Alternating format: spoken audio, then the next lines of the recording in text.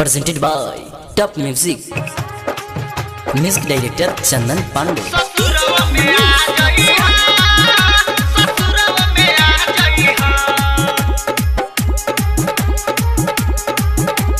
Mixed by Chandan Pandey. हमारा दिल के तू हवा मजनू हम हई तोहर लैला। आज बा प्यार तोहरे से कल तोहरे से रही छैला। जाता नी ससुराल त जानी लोरावा से तकिया भी जइहा। मिल के जदी मन करी तो तुमको ना शरमैया। ससुरवा में आ जइहा, ससुरवा में आ जइहा, ससुरवा में आ जइहा, ससुरवा में आ जइहा। Mixed by Chandan Pandey. ससुरवा में आ जइहा, ससुरवा में आ जइहा।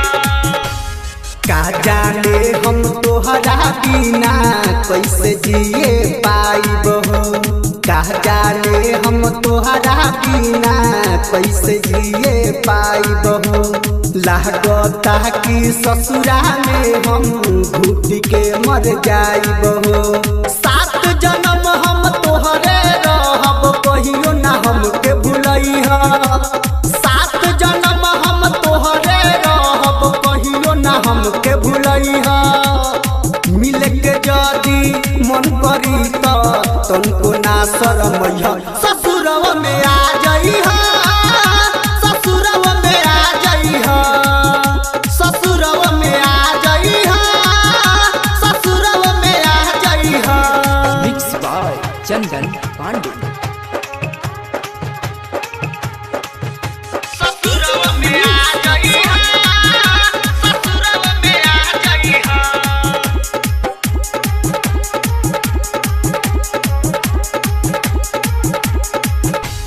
रतिया में जब निंदिया न आई फोटो हमार समझाई हो।